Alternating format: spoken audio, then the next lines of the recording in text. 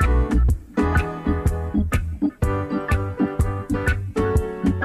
yeah.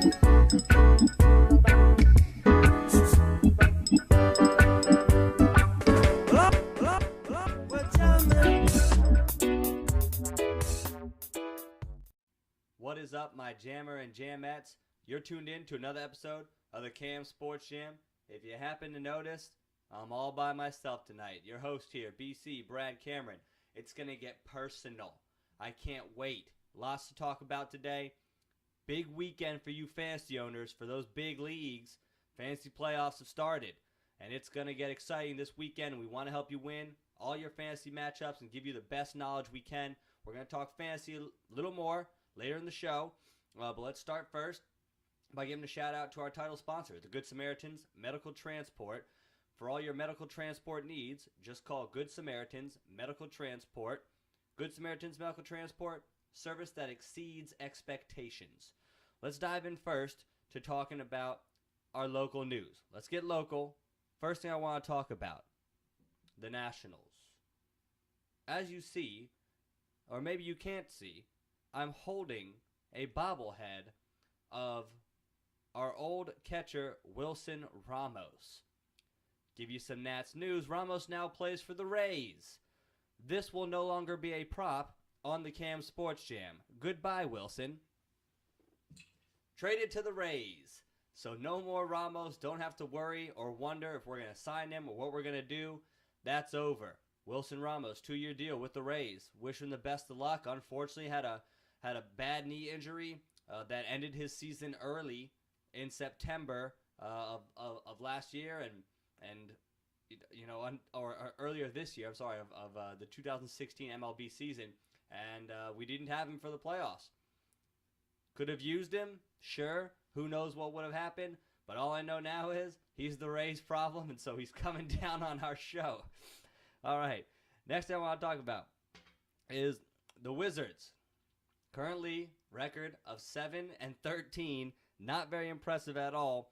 3.5 games out of the playoffs. It's hard to talk playoffs this early in the NBA season, but not clicking at all whatsoever. In a very weak East side that they play in, it just hasn't been good for the Wizards at all by any stretch of the imagination. You can see the frustration on many players' faces and their attitudes, and it may be time to just go ahead and start cleaning house. Try and make some moves. Try and get someone that might bring some attention back to this team, because not so long ago, we were looking really good. We had Beal, he was young. Wall was playing great. Wall got hurt in a playoff series against the Hawks that we were controlling. And next thing you know, our team has completely fallen apart. We get hurt all the time. It's become a train wreck. Watching the Wizards is terrible right now. It's extremely frustrating. 7-13. I almost don't want them to rebound necessarily. I'd rather us trade and try and get some kind of piece that is going to spark something, or I'd rather us kind of struggle a little bit and maybe try and find some kind of talent in the draft this year. We'll talk more about that come March and towards the end of the college basketball season, when we can really start sizing up some of the talent that's coming out of the college game. Let's move on to the Caps. 14-7-3 current record. Not terrible. Still early for their season as well. Would like to see the penalties come down a little bit and be a little more successful in the power play. Lots of room for growth. This Capitals team always finds a way to get themselves in position, whether it's to win their division, whether it's to make the playoffs. I think we can all agree the Caps are going to be in good shape, and we really want to start watching them. We're really going to start focusing on them towards the end of the season. So right now, 14-7-3, we'd like to see them get together and start looking a little sharper, but there's obviously plenty of time before that. Next thing I want to talk about, Terps football just beat Rutgers to become bowl eligible. 6-6, and they now play Boston College in their bowl game. Current spread right now, Maryland's projected to win by 2 points. I guess I feel optimistic knowing that Vegas likes us, but realistically, we have not looked sharp. and I don't think Boston College is that much better. I think we do have a good chance to win this bowl game. And, the game is not until the 26th. And so after Christmas Day, Maryland's going to take on Boston College in Detroit. And we're going to talk more about that game when it comes a little closer. But for those of you who didn't know, Maryland's bowl eligible, playing against Boston College. So hopefully they can pull out that W. Speaking of Maryland, the Maryland women's team right now 9-0, cruising, playing fantastic basketball right now. Fourth in the nation in the women's polls. So hopefully their season continues. They have a big matchup with UConn coming up. But if they can squeak out a win there, you got to feel pretty good about the rest of their season. But right now, looking fantastic, 9-0. Also, the Maryland men's, little bit more of a heart attack. Still, record is not bad. Current record, 8-1. At 9 o'clock tonight, they play against Howard on ESPNU. I would assume they're going to win this basketball game, but Maryland has been a heart attack so far this year. So many one-point wins, so many comeback wins. I don't know what to expect, even though it's only against Howard. No offense, Howard, but Maryland, I don't know if I can say they are playing to the level of their competition or they just like close games. I have no idea really what to expect from this Maryland team tonight. I am confident that we will win this basketball game. Am I confident that it's going to be a double-digit win?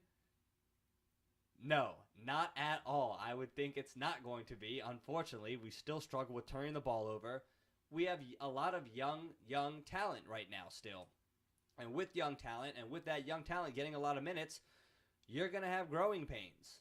At times they're going to look like freshmen, and at times they're going to look like the higher recruited guys that they are. And we've seen that already this year. We would just like to limit the times that they look like freshmen and try and maximize the times that they look more like the recruits we want them to be. And a lot of that does go into coaching. Just saying, Turgeon, let's get these guys in position to start succeeding instead of position to be floating around and winning games at the buzzer. We're going to talk some college football. Then we're going to talk NFL football playoffs and NFL fantasy later in the show. But we're going to jump to our first break. Don't go anywhere. You're watching The Jam.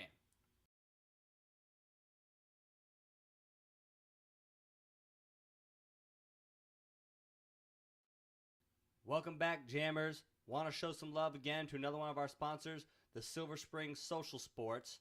Silver Spring Social Sports is a social sports league. It's a 21 and up sports league.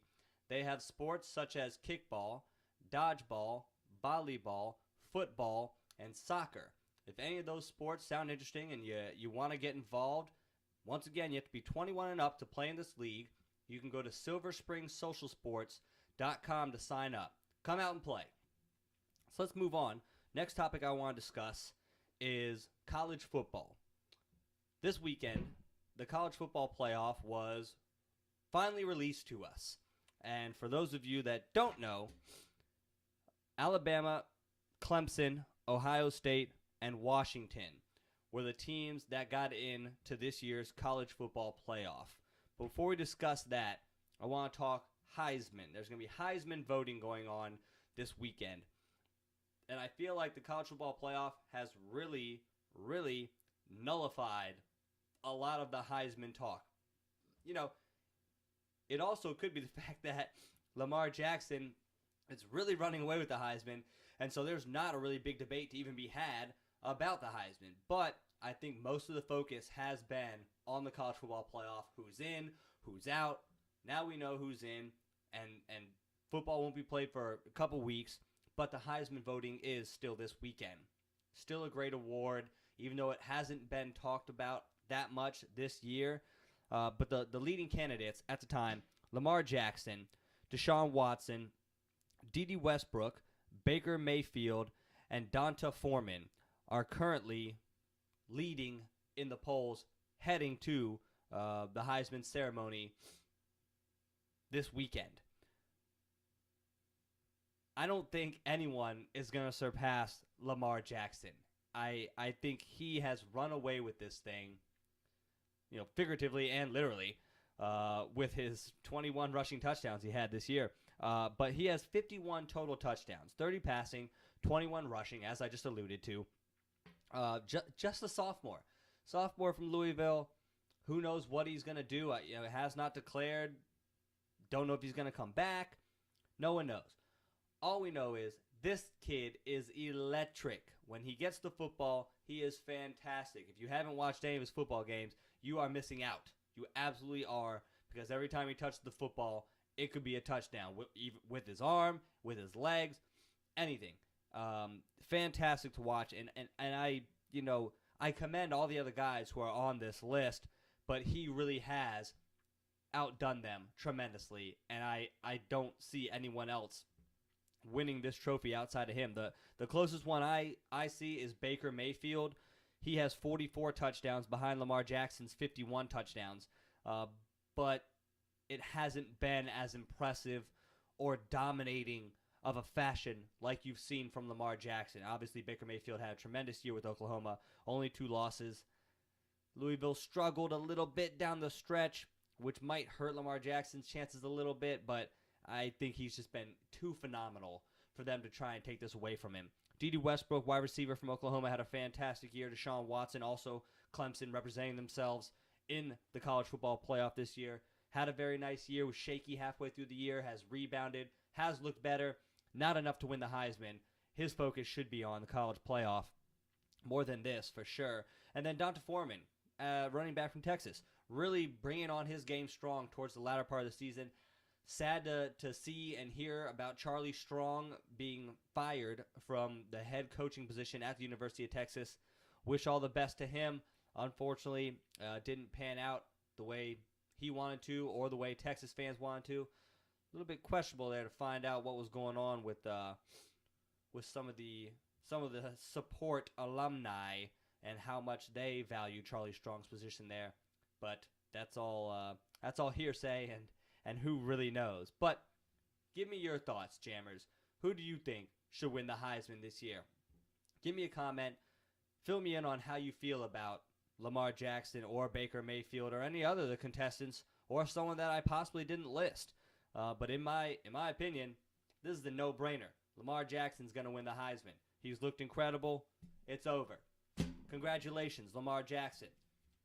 Next, let's talk playoff college football. Like we said, 4 teams that are in: Bama, Clemson, Ohio State, and Washington. Now, there was big talk about Michigan getting in, and or possibly the Big Ten, arguably the best conference this year, conference winner, Penn State, getting in. Neither of them got in. Washington secured their spot with a victory over Colorado in the Pac-12 championship. Much deserved in my mind. Watching that whole process, Bama, once they beat Florida in the SEC championship, you're like, yeah, they're in, obviously. Clemson, has had moments this season where maybe they could have lost football games, but eked out some football games, even lost one that, that maybe they still had a chance to win. Either way, where it was able to handle Virginia Tech, won the ACC, deservedly so. Then you look at number 3 and number 4. Number 3 being the Ohio State Buckeyes, who lost to the Big Ten champions, Penn State, but was able to pull off a victory last game of the regular season at home against the Michigan Wolverines. Big rivalry, fantastic game, lived up to the hype. I'm a little bit of a biased Michigan fan. Wish Michigan would have won that game. They played well enough to, but they didn't. But Ohio State with one loss, with a nice resume, out-of-conference resume, nice win against Oklahoma, win against Michigan there at the end of the season. You got to give it to them. Even though they didn't go to the conference championship, one loss on the season to a very talented Penn State team. They lost to a Penn State team that fought back hard. We saw Penn State fight back just like they did against Ohio State in the conference championship to beat Wisconsin. They're down 28-7, was able to keep clawing back and clawing back like the cats that they are, the Nittany Lions, and they won. And so they did the same thing against Ohio State. Just kind of hung around. They were able to create some big plays against Ohio State and win the ball game. Same thing like they did against Wisconsin. So you got to give Penn State a lot of credit. And so that loss that Ohio State has right there is really, that's not a bad loss necessarily at all. So Ohio State getting in, I know a lot of people were not okay with that because they didn't, of the 3 teams that also are in the college football playoff, they did not win their conference championship. They didn't even go. And so I think that is sitting a little bit stale in a lot of the viewers' minds that, well, Ohio State wasn't even there. How they get in? Da, da, da. They deserve it. They really do. And then Washington. People are hating on the Pac-12, but we're going to talk about the Pac-12 in just a little bit when I go over this matchup between Bama and Washington. But Washington, winning their conference championship, played tough against a Colorado team and handled them very well, even though Colorado's starting quarterback went out. And I know that does change things, especially in college football.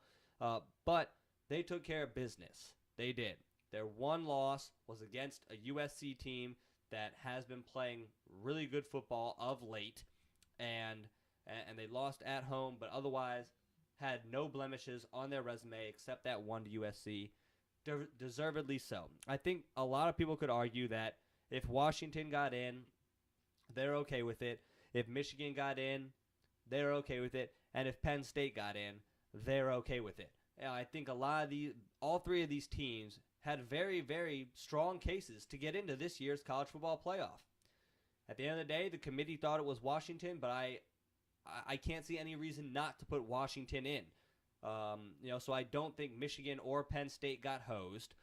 Penn State with 2 losses, Michigan also with 2 losses, Washington with 1 loss. But you can also say, hey, Michigan went toe-to-toe. Their total losses on the season was 4 points. They only lost by 4 points total in their games, and they beat 3 top 10 opponents. And so you can make cases for all these teams. And it just so happens that Washington was the team that got in. So let's move on to the matchups. So Alabama, being the number 1 seed, is going to take on the number 4 seed, Washington Huskies. Looking at this matchup, they're from very, very separate parts of the country. Play very, very different schedules. Pac-12, not very tough. No offense, my Pac-12 viewers, just saying, stating it how it is. Not very tough. Much more of an offensive, scoring, run and gun, Oregon type of conference. Washington being kind of the only team who likes to tussle, who wants to get physical. And Alabama, coming from the SEC, that typically is pretty physical. They like to get in your face. They like to beat you up. They play beat you up type football, not first 1 to 60 wins type football, which is kind of what the Pac-12 is. But looking at this matchup, there is a common foe. Both Alabama and Washington played against the USC Trojans this year. I'll give you the results. Alabama opened up the season against USC, beat them 52-6. Now, I know USC really didn't start going until kind of halfway through the season, but 52-6, not good. That is business taken care of by Alabama. That is shameful by USC. So, Washington then lost to that USC team. But like I said, it was 2 different halves of the season for this Trojans team. First half was very sloppy. It was messy. Second half, much better. They looked a lot better. Finished the season top 10. So, obviously, righted the ship. But still, you can look at that comparison and say, hey, they play common foes, and Washington lost, and Alabama wins. So, right away, you got to give the upper hand to Alabama, which I do. But you look at the SEC, and was this SEC conference really that good this year? Because I personally don't think so. Top 10 teams according to the rankings, in the SEC at the end of the season, won. Alabama, number 1 overall, undefeated. They are the only top 10 team from the SEC in the polls at the end of the season. But there are 5 total teams in the top 25 from the SEC. But all the other teams besides Alabama had 4 losses. That's not impressive. I don't know why they're putting these teams still ranked in there. I'm talking about LSU. I'm talking about Florida. I'm talking about Tennessee. The SEC has not looked good at all. And that is not impressive for me. For the SEC that has been so dominant, that does nothing for me. That's not sexy. It's very sad. It's poor. But look at the Pac-12. They finished with 3 teams in the top 10. 5 teams also in the top 25, but 3 teams in the top 10. I mean, so people who think Washington didn't have tough opponents, that Washington played nobody, guess again. They played a USC team that, when they faced them, was playing some of the best football that they've been playing all year. And they also played a Colorado team that proved that they were worthy of a top 10 ranking this year. And so, looking at that, you're like, hey, well, maybe Alabama played a little bit softer of a schedule than Washington did. Most people wouldn't even recognize that necessarily. They just assume, the SEC, okay, that Alabama, coming out of the SEC, it has to be better. But according to the rankings, maybe not so much. So so hold on, look at this stuff. Pac-12, they're kind of soft over there. Okay, whatever the stigma is, a stereotype is about the Pac-12, but they've been tough this year. They have 3 teams that finished in the top 10, according to the polls.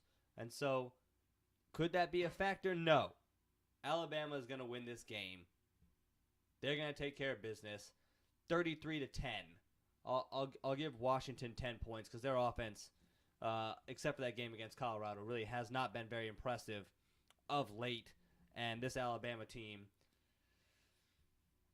is going to come out aggressive.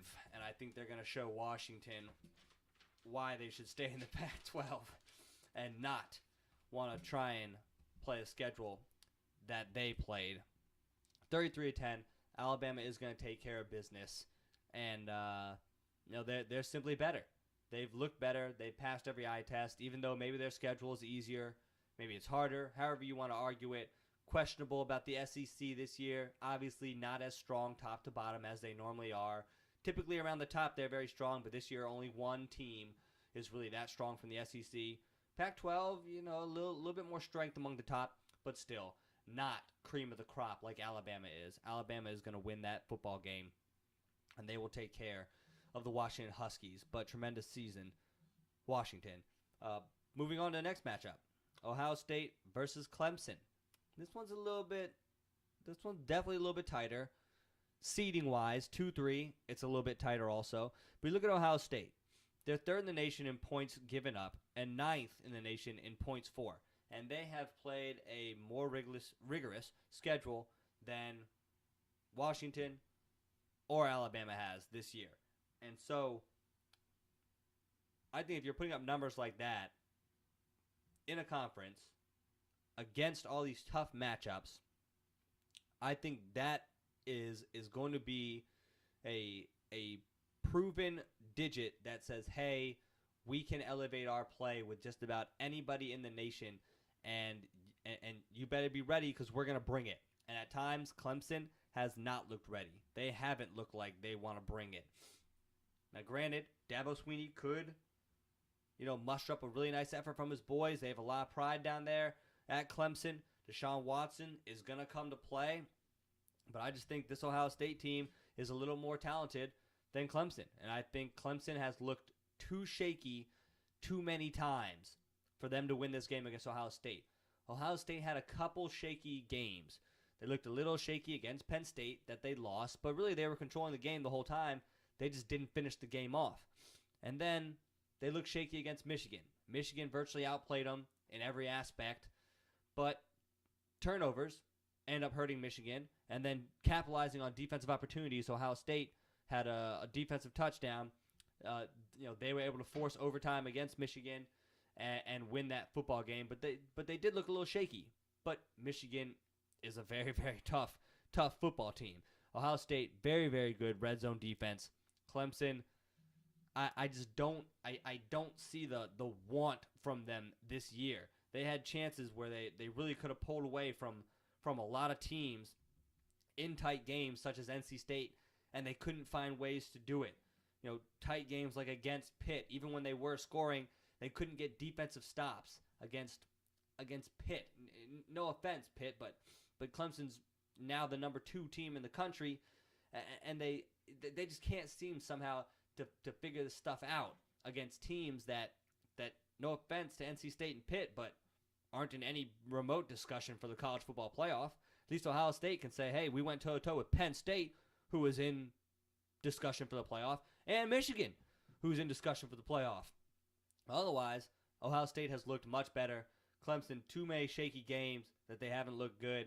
And I know they've been playing better of late. Their last 2 games against South Carolina, they won 56-7, and then they beat a good Virginia Tech team that really fought hard, 42-35. But still, I'll take Ohio State, 28-24. I think it will still be pretty close, but I think Clemson's going to have to try and pull a little late game heroics to try and keep this one interesting. So there it is. College football playoff is going to be Ohio State versus Alabama in the championship. Next week, I'm going to give my championship predictions about those two. But we're going to jump to another break. We're going to talk NFL playoffs, and then we're going to talk fantasy. So don't go anywhere. You're watching The Jam.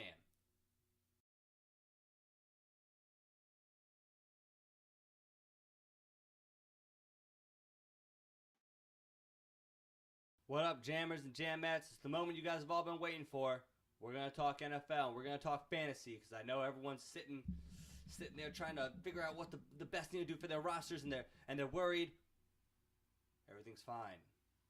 The Cam Jam has you. We will take care of you. We will make sure you're okay. We're going to help you win these matchups this weekend. Get you through the first round. If you don't already have a first round bye, get you through the first round of playoffs, and then we'll focus on next week. But before you do that, another love shout out to another one of our sponsors, Junk Masters. For all your junk removal business that you need, just call Junk Masters. Junk Masters, our business is picking up. So let's talk first skins, NFL playoffs. I didn't talk skins originally during our local segment because I was saving it for this. But let's talk Washington Redskins. It's been a season of up and downs after an 0-2 start, winning 4 games. Basically, here's what the situation looks like. 6-5-1.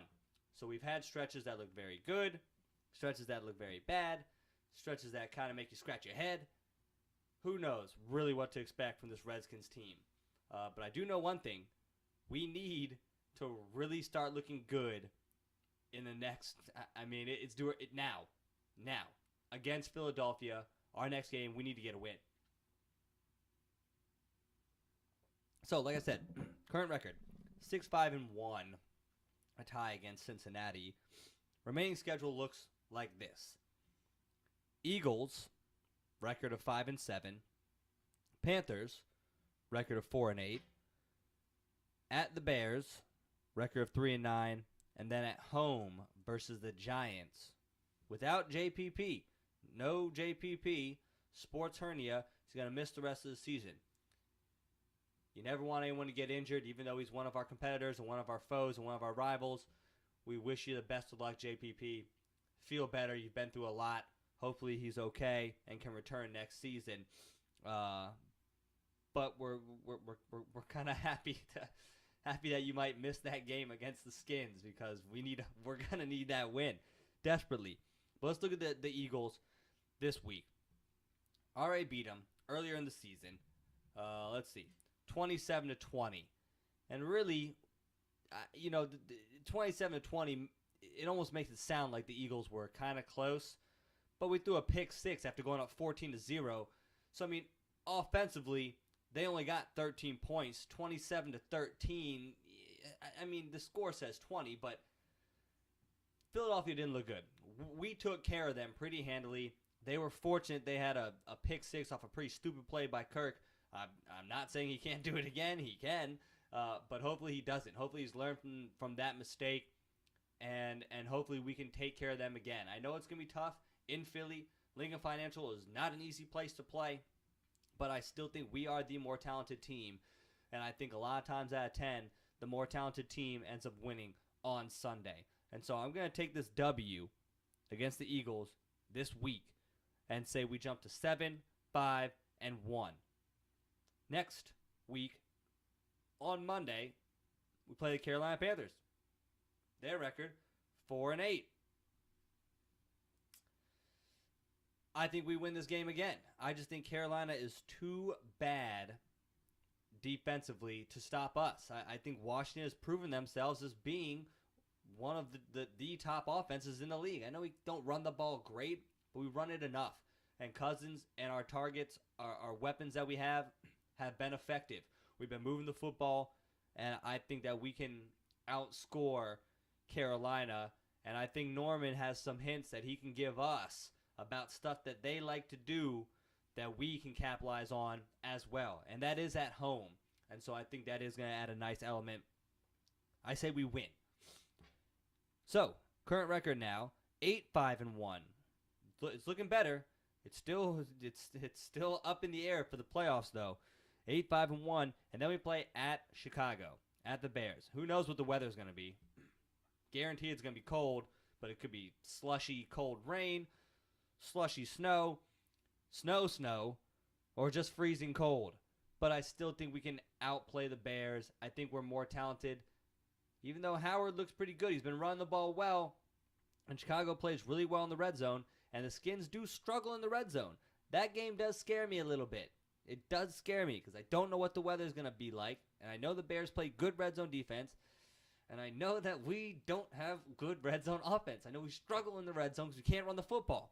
And so, that game against Chicago, I'm going to say we win, but I that one is circled right now on my schedule because I think we can get to Philadelphia and I think we can get to Carolina.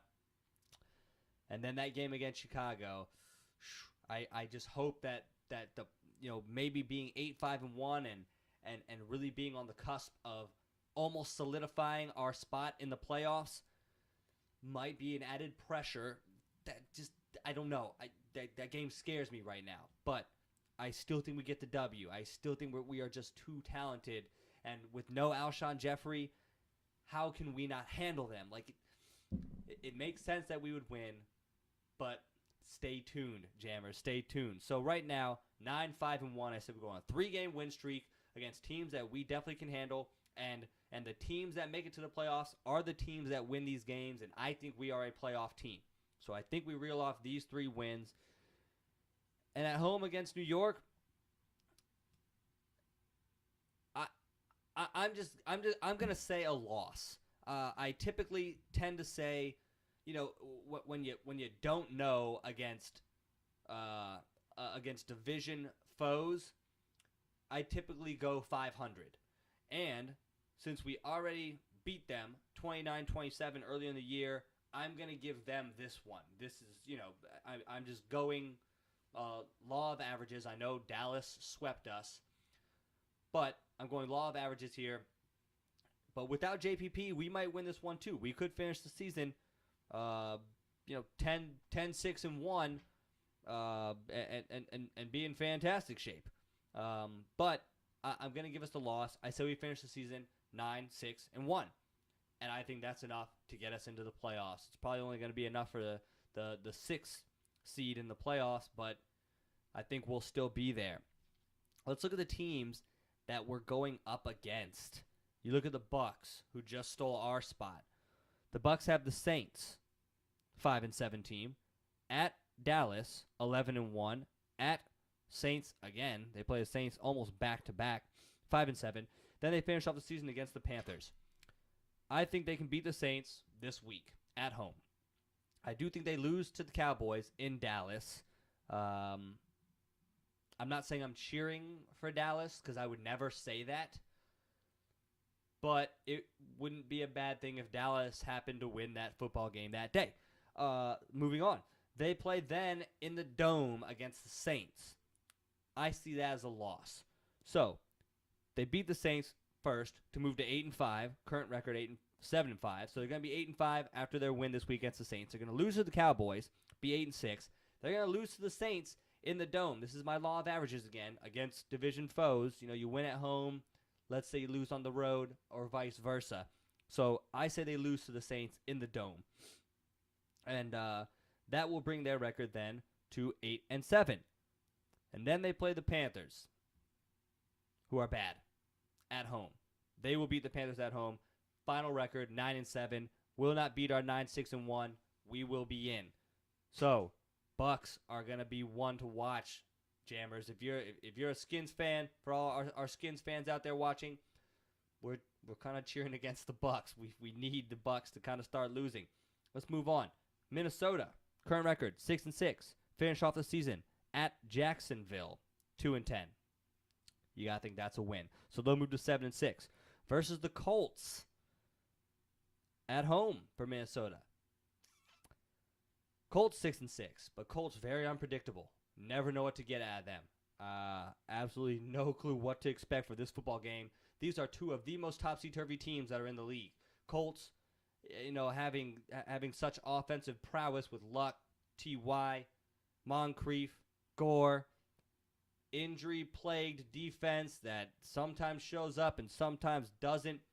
Don't know what to expect with the Colts at all. This game is a very, very big toss-up, but I think it's going to come down to whoever has the ball last. I think if it's in Luck's hands, I think they'll win. Even though Minnesota's defense is very good, I'm going to give this one to the Colts. So Minnesota's going to lose this game and fall to 7-7.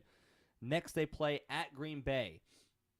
In Lambeau, don't see it happening. I think Aaron Rodgers is going to take care of business at home. That's another loss, moving them to 6-8.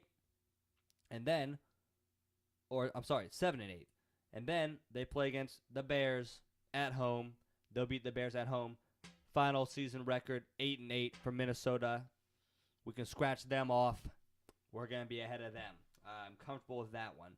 Next, Green Bay Packers fighting for a playoff spot still. Could possibly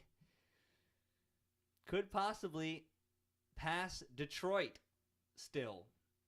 I know that sounds crazy, but I could maybe see it because Detroit has some tough games to finish off their regular season.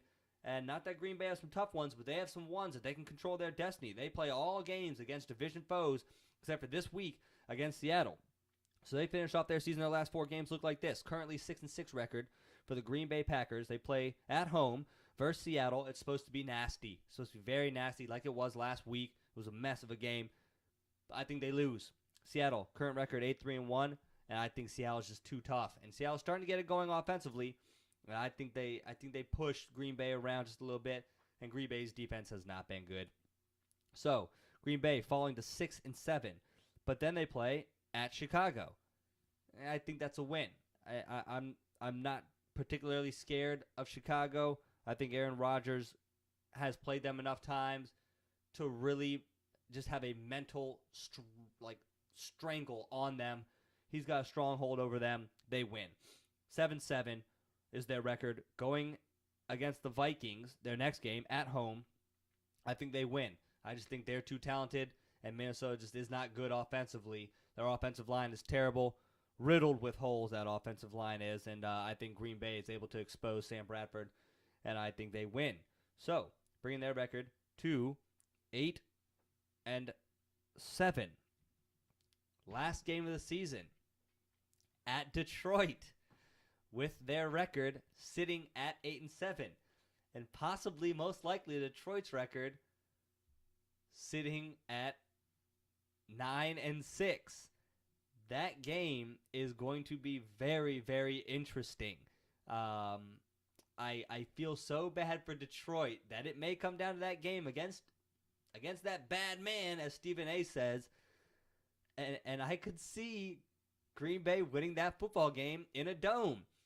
Aaron Rodgers if the conditions are right, this guy has been great all year. And I know people are ragging on him and people are getting on him about his performance. Don't. The man has been fantastic. Their defense is struggling massively. But don't get on Aaron Rodgers. That's a whole other subject. I'm sorry. But I think that in Detroit, that is going to be a fantastic game to finish off the regular season for the NFC North. In Detroit, the city has been through a lot, and finally it's looking bright.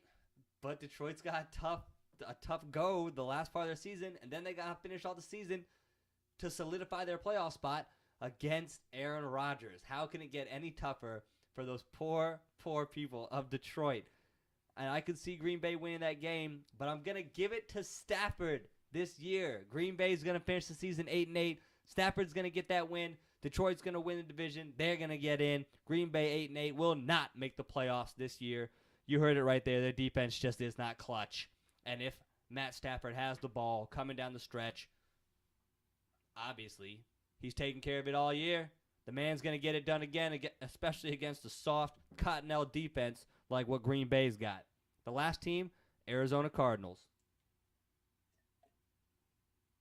A little bit of a bad taste in the mouth still about that loss at Arizona to Arizona. Arizona's current record 5-6-1. Play this week at Miami. I am not sold at all, Miami. I know they had a nice win streak. That's cute. That's fun. No one has any confidence at all in Tannehill. And Arizona's defense is going to get all over him. They're going to expose him and make him look like the Tannehill that we all know. Let's move on. That's a W. 6-6-1 is going to be their record after that game. Then they play the Saints. The Saints still thinking they have life. I don't think they do. But the Saints probably still clinging to life. I'm going to give this one to the Saints. I mean, I think Drew Brees has had a great year, and I could see the Saints winning that game. Carson Palmer has not looked that scary. David Johnson, has looked very, very scary this year. Ran all over the Redskins. But I think the Saints get this W. I just think they're going to outscore the Arizona Cardinals, and they win that football game, bringing the Cardinals' record to 6-7-1. And then they have to go to Seattle and play. Arizona going to Seattle to play. That's a loss. Nope, it's not happening. Not going to happen. Seattle will not lose that football game, bringing their record to 6-8-1. Then they finish off the season at L.A. They'll beat L.A. Final record, 7-8-1. Not making the playoffs. Those are the teams that the Skins are up against. Most likely it's going to be the Bucks, and most likely it's going to be the Green Bay Packers. But we have leverage over the Packers, which is nice, and even the Minnesota Vikings, who are clawing and kind of close, we have leverage over them. The last thing that we want, though, is somehow for Green Bay to squeak out their division title, because then we lost to Detroit. Then Detroit will have the matchup leverage over us. So, Jammers, Skins fans, we are cheering against the Bucks, and we are cheering for Detroit to win that division. And most likely that will be enough if we take care of some of our business. Not all, but some. If we take care of some of our business, that should be enough to get us into the playoffs. Obviously, we're going to address this next week. There's no doubt about it. But this is what the current scenario looks like. Playoff picture in the NFC, Dallas, number 1 seed, Seattle, number 2. They're going to get first-round byes. Detroit, Atlanta, New York Giants, wild card, and Tampa Bay Bucks, wild card, and us next, just on the outskirts. But hopefully we can squeak in. But we're cheering for Detroit. Let's go Detroit. And we're cheering against the Bucks. Sorry, famous Jameis. We need you to lose. All right, let's move on. Let's talk fantasy. So, this week, playoffs have started in your larger leagues. If you're in a 12-team league, the playoffs hopefully have started for you. Hopefully you made the playoffs. We trust your judgments, with your rosters. You've made the playoffs. You've obviously elevated yourself in your league to be contending for the title in your fantasy playoff league. So congratulations if you made it. So there's really not much that we can really discuss with you Jammer fans. We would love to hear if you have, questionable matchups that you want to bounce off of us and you want to talk to us about some of the matchups you have. Please feed them our way. We'd love to answer those questions. But in terms of really giving you advice, the free agent market is kind of ending, and the playoffs are starting, and so it's go time. Now I hope you put together your best roster. Let's implement it and let's win. A small little strategy that you might be able to take from, now that you're in the playoffs, you don't need 2 defenses. If you have 2 defenses, drop one. Drop a defense, pick up a backup running back that maybe you think might get touches on a really good team that might be sitting their starters. Dallas, pick up Alfred Morris, possibly if you have 2 defenses, because if Dallas is winning football games, they don't want Zeke getting hurt. Alfred Morris, little heads up there, because Alf might get some significant touches against Dallas's soft schedule that they're finishing up with. But I want to give you guys players to avoid. And I hate to throw some red alerts out there and everyone's like, don't say my players, but these are the players to avoid. I'm going to go through my sit start for this week in fantasy, really hinting on the sit side of things, because I don't want any of you guys putting up goose eggs. I don't want you guys flopping. I want you Jammer fans to win your leagues, and I want to give you good advice. And so the key here is making sure that we don't put up zeros or low digits. We still need to get some kind of figure on the board. So here's my QB sit for this week, and everyone's gonna hate this. Aaron Rodgers. If you have Aaron Rodgers, I'm sorry. I know you're not liking that. Sit Aaron Rodgers versus Seattle. It's going to be cold. There's going to be snow like it was last week. Last week was a messy game, and Seattle's defense is aggressive. I just don't like this start. Plain and simple. If you have Aaron Rodgers, sit him. Possibly pick up Dalton. He may be available in some of your leagues. He had 20 points in the season against Cleveland. I know they had A.J. Green, but most likely they've learned from that, and he's going to put up more than 20 points. I just think Dalton is a safer start than Aaron Rodgers this week. I'm not saying Rodgers couldn't muster up some kind of Rodgers-type effort and outplay Seattle. I would not bet on it. The conditions are not suitable for a big game from him against that defense and against the elements. Just possibly find Dalton. Possibly find Eli Manning if he's available in your league. Put up 18 first game of the season against Dallas. Giants taking on Dallas. But at home this week, I just think it's a safer start. So, Jammers, please, trust me. If you have Rodgers, explore other options. And seriously, trust me, bench him. Next, running back position. Sit Devonta Booker versus Tennessee. It's on the road at Tennessee, and Tennessee's defense has been very respectable this year. But the reason why I want you to sit him is because Kubiak just got Forsett back. And if you guys remember, when Forsett was really good a couple years ago, it was under Kubiak. Kubiak likes Forsett. And he's already announced that Forsett knows the playbook and is ready to go. And so Booker is going to be splitting touches. So this now went to a significant RBC, running back by committee, in Denver. And so I would avoid it. Avoid Booker. Find something else. If you have another questionable start on there, possibly Dion Lewis. If you're in a PPR league, might want to throw Dion Lewis in there instead of Booker, just because I think he's going to get more action than Booker will. And if Forsett gets going, they're going to keep rolling with Forsett, because I know Kubiak knows what Forsett's abilities are. And if he's on, they're going to keep him going. So I worry about that start. So possibly avoid him. Red flag on Booker. My next one, wide receiver, Brandon Marshall. Just the Jets are a mess. If any of you guys watched that game against the Colts look like they're out there practicing against the Jets, and the Jets look like they're out there going half speed at practice. It was terrible. They looked absolutely terrible, and they said they're going to start they're benching Fitzpatrick for Petty for the rest of the year. And so I just don't like it. It's not good. That organization is not motivated right now. No offense to Brandon Marshall. I think he is a tremendous talent. But 8 of the 12 games so far this year have been single digits.